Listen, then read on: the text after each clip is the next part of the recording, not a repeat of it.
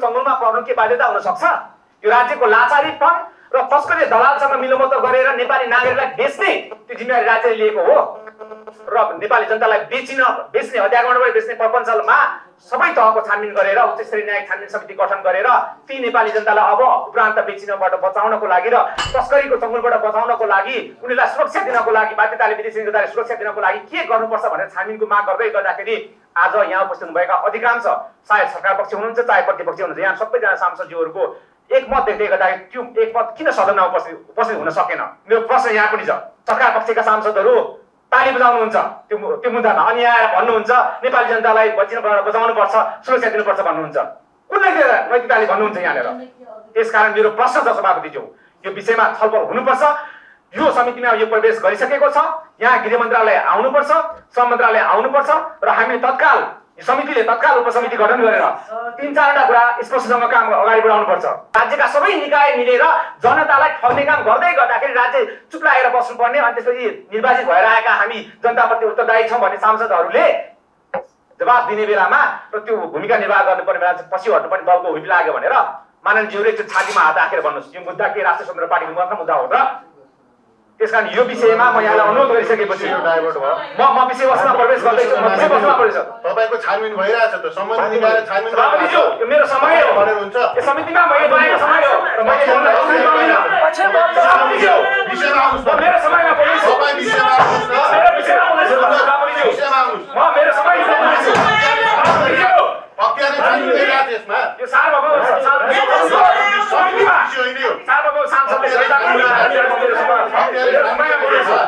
यो विषय सभापतिज्यू किन तक्याको विषय हो तपाईको मिडिया अगाडि के बारे बोल्नी? म यहाँको अनुहार उदाङ्ग बनाउँदैछु।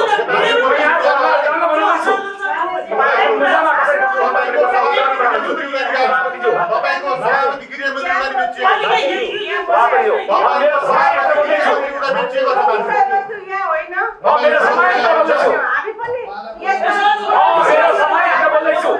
विषय वस्तुमा आउनुहोस् न। तपाईँ रुलिङ विषय वस्तुमा बढी बोलेर बोल्न सबैलाई आउँछ। हामी सदनमै बोल्ने हो, तपाईँ सदनमै बोलिरहनु भएको छ। रुलिङ गर्नुहोस् तपाईँ। म मेरो समय हो बोल्दैछु सभापतिज्यू र सबैजना सभापति भन्नुपर्छ भन्नुहोस्। एक मिनट मान्यज्यू, आजको कार्यसूचीमा रहेको विषयवस्तुमा रहेर आफ्नो धारणा राख्नुहोस्। हामीले यो विषयमा के गर्दा उचित हुन्छ के अनुचित हुन्छ यो विषयमा छलफल गरौँ। अन्य विषयवस्तुहरू हामी अन्य ठाउँमा गरौँला हैन, तर यहाँ आजको कार्यसूचीमा रहेको विषयवस्तुमा गरौँ। टाइम हामीसँग छैन धेरै, अर्को विषयवस्तु पनि छ हामीसँग। त्यही भएर निर्धारित विषयवस्तुमा रहेर आफ्नो कुरा मात्रै राख्नु मान्यज्यू, अन्य कुराहरू हामी सभापतिज्यूहरूमा राखौँला।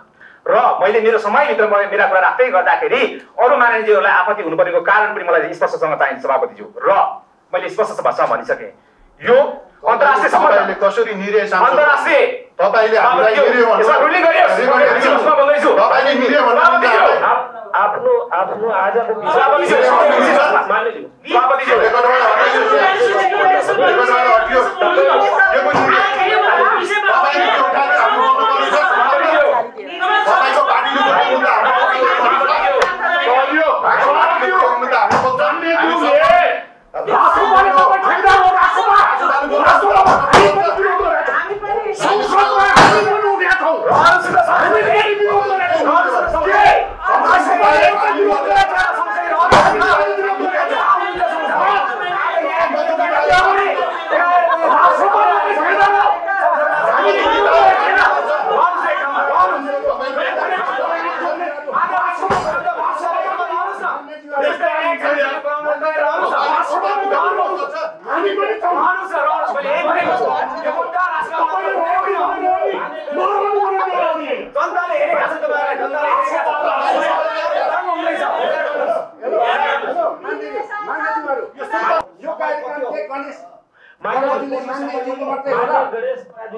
उहाँको मात्रै हो, समय उहाँलाई मात्रै हुन्छ। अनि तपाईँले चाहिँ अब त्यसो हो भने उहाँहरूले जति पेमेन्ट कसले गरेछ त त्यसो भए भनौ हुन्छ। यो कुरा समय तोक्नु पर्दैन। हामीलाई पीडा छैन। हाम्रो अध्यक्ष भ्रष्टाचारमा मुद्दा परेर निलम्बन हुनुभएको छ, उहाँको अध्यक्ष जेलमा छ। अनि मिडिया भनेर यहाँ भन्नु पाइन्छ? संरक्षण गर्ने त्यसबाट उठाएर त्यसको विरुद्धमा बोल्नको लागि उच्च स्तरीय न्याय खानु छ। हामी उठेको छैन सदनमा, हामीले विरोध गरेको छैन।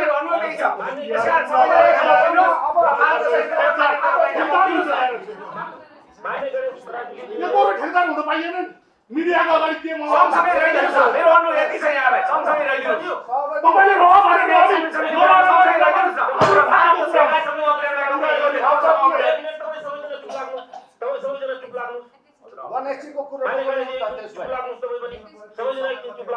मान्य गणेश पराजुलीजीले राख्दै गर्दा केही कुराहरूमा मान्यजीहरूको आपत्ति भयो, केही विषयवस्तुहरू आजको विषयभन्दा बाहिर गयो। त्यसकारण यस विषयमा अब हामीले यो समितिमा एउटा छानबिन समिति गठन गरेर उहाँको विषयवस्तुमा पुनः हामी विचार गर्नेछौँ भन्ने कुरा म राख्छु। र तपाईँ अब 1 मिनटमा चाहिँ आफ्नो विषयवस्तुमा कुरा राख्नुहोस् भन्ने के हो छानबिन समिति? के हो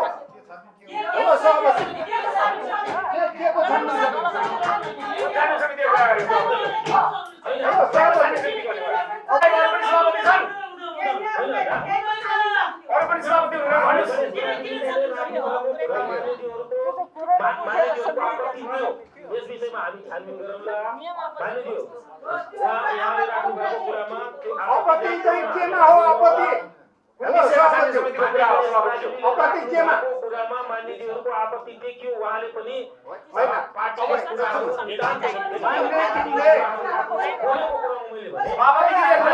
गम्भीर आपत्ति छ। कुन विषयमा तपाईँ छानबिन समिति बनाउने कुरा गर्दै हुनुहुन्छ? तपाईँ मानव जीवन विरुद्धको विषयमा छानबिन समिति बनाउने मैले बोलेको विषयमा छानबिन समिति बनाउने कुरा गर्दै हुनुहुन्छ? सभापतिज्यू जवाफ छ यहाँनिर। तपाईँ बाहेक सभापतिहरू पनि हुन्। मान्य गणेश पराजुलीज्यू, तपाईँ अलिकति बढी नबोल्नु क्या। तपाईले राख्दै गर्दाखेरि आफ्नो कुरा राख्दै गर्दाखेरि तपाईले यहाँ पार्टीगत कुराहरू राख्नुहुन्न। यो विषयमा तपाईले सदनमा प्रतिपक्ष सबै दलका मान्यज्यूहरूले सदनमा आफ्नो कुरा उठाइराख्नु भएको छ। त्यहाँ छानबिन समिति गठनको माग गरिराख्नु भएको छ। त्यो सदनको कुरा होला। हामीले यहाँ आज निश्चित निर्धारित विषयवस्तुहरूमा कुराकानी मात्रै गरिरहेछौँ। यो विषयमा हामी के गर्ने, के नगर्ने, के गर्दा उचित हुन्छ, के अनुचित हुन्छ भन्ने कुरा हामी गरिरहेछौँ। यस विषयमा हामीले उप समितिमा छलफल गरौँला। तपाईँ पनि उप समितिको सदस्य हुनुहुन्छ। अहिले तपाईँ विषयवस्तुमा केन्द्रित भएर 1 मिनटमा मात्रै आफ्नो कुरा राख्नु। उहाँको कुरै सक्छ। बोलेको विषयमा छानबिन समिति गर्ने भन्ने कुरा फिर्ता लिनुहोस् न सबभन्दा पहिला सभापतिज्यू। अनि कुरा राखौँला म। यो विषयमा छानबिन समिति छानबिन गर्ने भनेर तपाईँले कसरी भन्न सक्नुभयो? यो फिर्ता लिनुहोस् न सबभन्दा पहिला। तपाईले जुन आपत्तिजनक कुराहरू राख्नुभयो, आपत्ति भयो। के विषयमा आपत्ति भयो?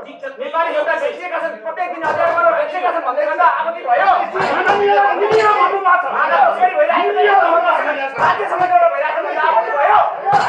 मेरो विषयमा छानबिन हुन्छ भने मेरो विषयमा छानबिन हुन्छ भने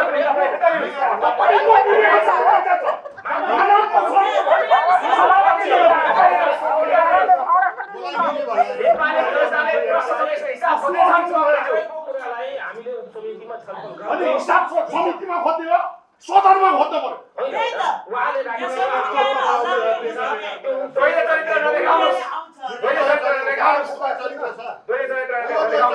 मिडिया भन्ने भनेको यो भन्दा मिडिया पर कहीँ हुँदैन।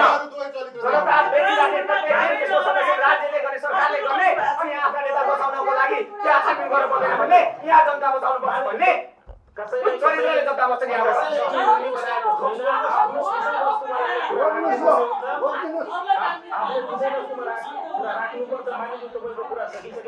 छैन सभापति। मैले बोल्ने बेलामा तपाईँले मलाई अवरोध खडा गरेको छ। मेरो समयमाथि मैले बोल्ने समयमा तपाईँले अवरोध खडा गरेको छ। यस विषयमा छानबिन गर्नुपर्छ। यस विषयमा छानबिन गर्नुपर्छ। मेरो माग छ यहाँनिर। सभापतिज्यू समितिको सभापति यता हुनुहुन्छ, यता म होइन, समितिको सभापति यता हुनुहुन्छ, यता भन्ने तपाईँ जे बोल्नुहुन्छ त्यो बोल्नु। अवरोध भएको छ। यो अवरोध छानिनुपर्छ। होइन, तपाईँले आपत्तिजनक कुरा बोले कहाँ भयो? आपत्ति कुन शब्दावलीमा आपत्ति भयो? मानव तस्करलाई संरक्षण गरिराख्ने दुर्गा बेचिराख्ने अध्यागमनबाट त्यो बेचेको पैसा भाड्नको लागि सफ्टवेयर बनाएर मान्छे फिर्काए यसपालि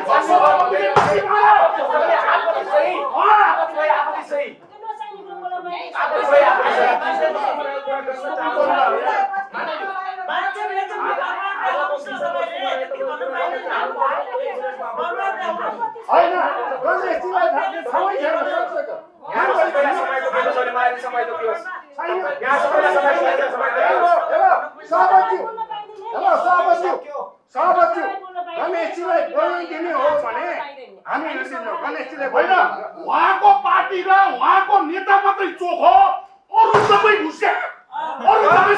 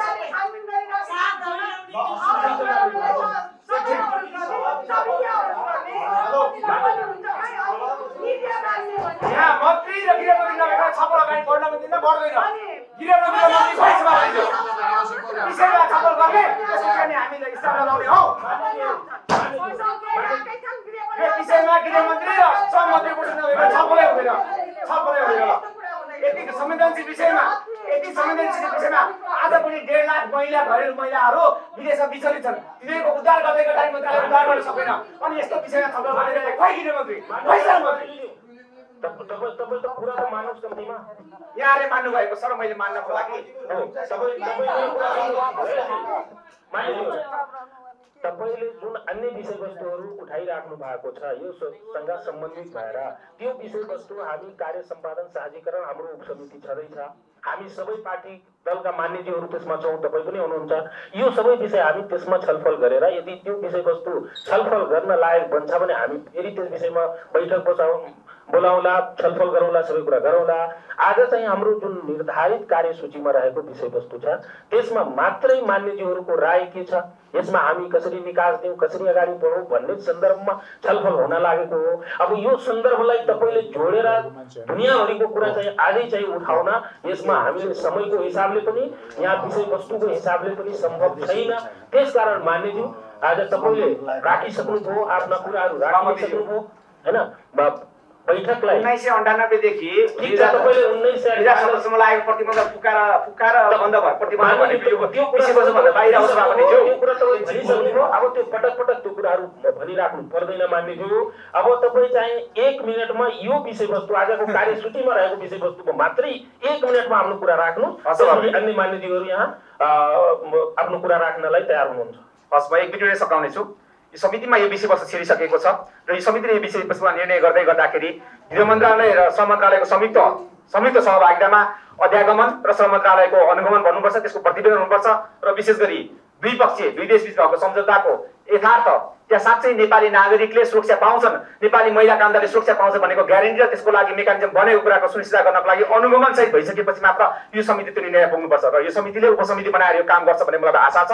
र यो विषयको निराकरण गर्दै गर्दाखेरि फेरि पनि मानव तस्करीको चङ्गुलबाट र जनता बेचबिखन गर्ने संरक्षणको पाटोबाट चाहिँ सबैले त्यसको छानबिन गरी निराकरण गर्ने पाटो र अब यो कार्यान्वयन गर्दै गर्दाखेरि कुनै पनि नेपाली नागरिक बेचिनबाट बसिन्छन् भनेको सुनिश्चित गर्नुपर्छ र विदेशी भूमिमा नेपाली महिला मात्र होइन पुरुष श्रमिकले पनि दुःख पाउँदै गर्दाखेरि त्यहाँ हटलाइन उपलब्ध भएको र जुनसुकै त्यो देशको जुनसुकै कुनामा रहेको भए पनि उसले पाएको अप्ठ्यारो अवस्था भोग्नु परेको खण्डमा त्यो हटलाइन र फोन गर्दै गर्दाखेरि उसको सुरक्षा र उद्धार हुने सुनिश्चितताको ग्यारेन्टी हामीले गरिसकेपछि मात्र यो विषयमा अगाडि बढाउन सकिन्छ भन्ने कुरा मैले राखेर यो विषय टुङ्गोमा लगाउँदै गर्दाखेरि गृह मन्त्रालय र श्रम मन्त्रालयको संयुक्त उपस्थितिमा यी दुईटा विषयमा अनुगमन गरिसकेपछि अगाडि बढ्नुपर्छ भन्ने मेरो धारणा छ।